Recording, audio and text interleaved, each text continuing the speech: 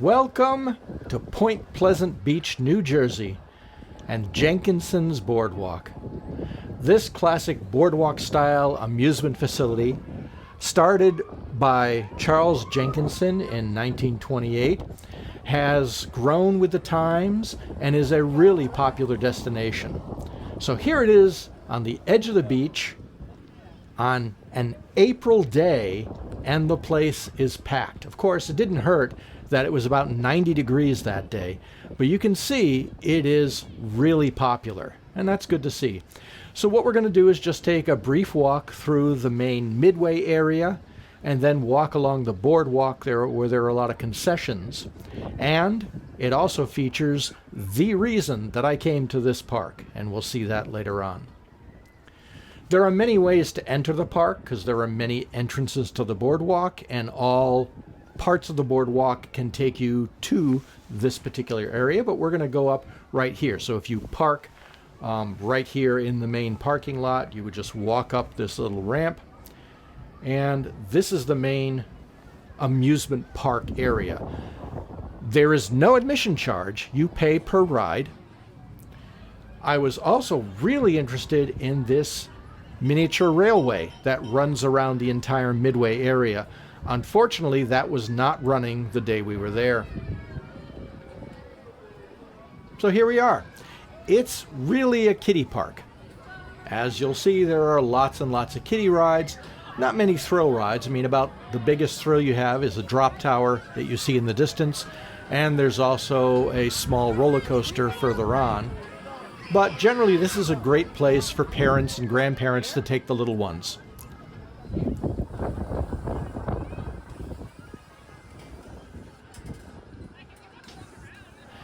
The boardwalk along the side of the ocean is about a mile long. It's pretty extensive, and that allows for lots and lots of attractions to be placed around there. Charles Jenkinson started off with just a little pavilion, and it gradually built up, and when he passed away, his son inherited it and built it up even more, and then his son's son, so the grandson, inherited it and built it up. But by the 1970s, things were having a little bit of difficulty financially, as it was true of amusement parks all across the country. And eventually, the park was bought out by Pat Storino, and he and his brother Vincent developed it into pretty much what you see here. Initially, the boardwalk featured multiple concessions owned by multiple entities, and the Storinos bought out subsequently each different entity and brought everything under one roof.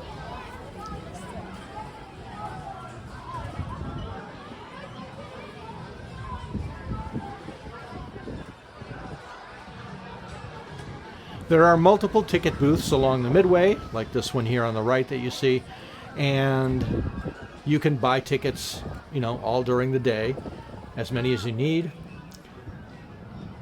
Most of these are rides you've seen before. There's a tilt-a-whirl, a wave swinger, Himalaya, the roller coaster. But the park does have one signature ride. That's the one I told you I wanted to see when I came here. But it's located at completely the opposite end of the boardwalk, at the very end of it. So this is essentially right here the end of the formal midway area, and now we'll walk out onto the boardwalk beside the beach. And the beach is an upcharge. Now, when we were there, since it was April, technically the beach was closed, and there were signs all over the place telling you the beach was closed and that there was no swimming allowed, and nobody paid any attention to that.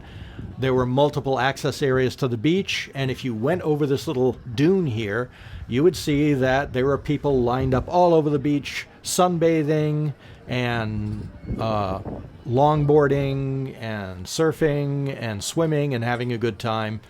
Nobody was really paying attention to that, and nobody was really enforcing the rules anyway, which might explain why the place is so popular. So along this area here, we're going to see mostly concessions. The only rides really are located, or the ride is located much further down the boardwalk. And you notice all the buildings are in beautiful condition. Everything looks brand spanking new and very colorful, really well kept up.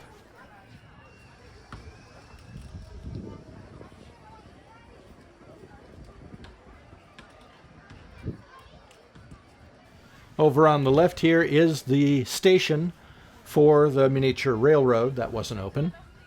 There's a better view of the beach and all the people out there.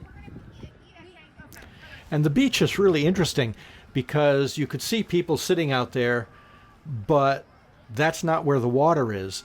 There's actually a pretty sharp drop off to the sand, and it goes down several feet and then out to the water.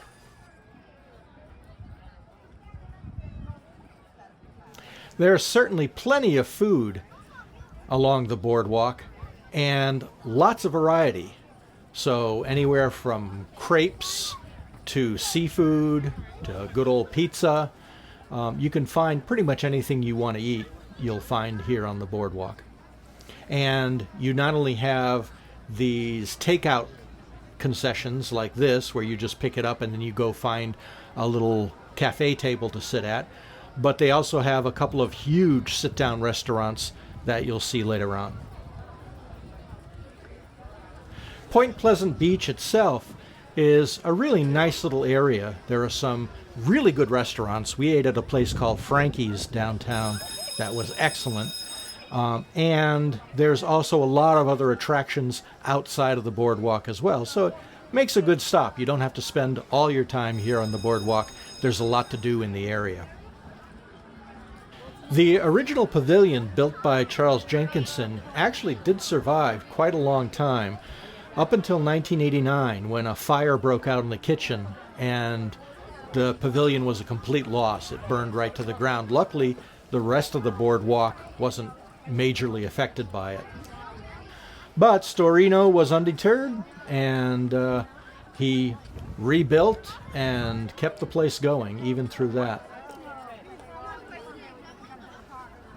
I was really impressed, given the problem at so many amusement parks with staffing, that almost everything at this boardwalk was open.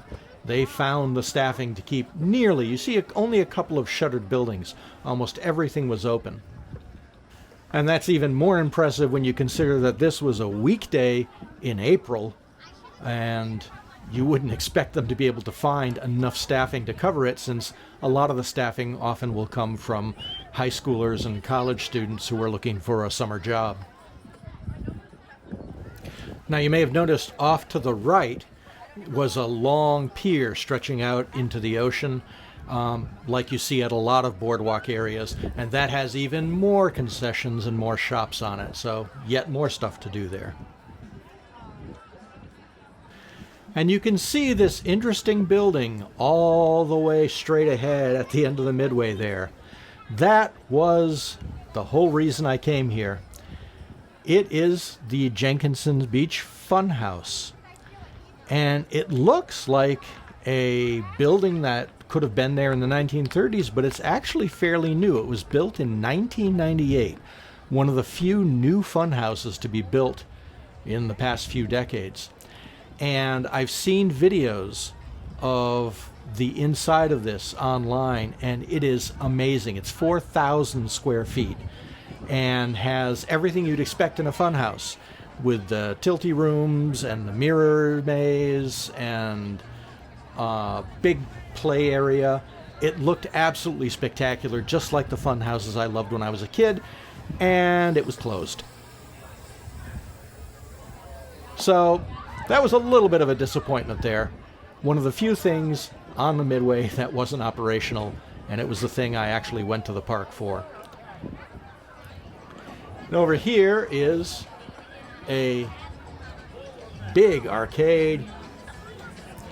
Ahead of us now on the left is the Jenkinson Boardwalk Aquarium, which is really nice. Has a lot for kids to do in there.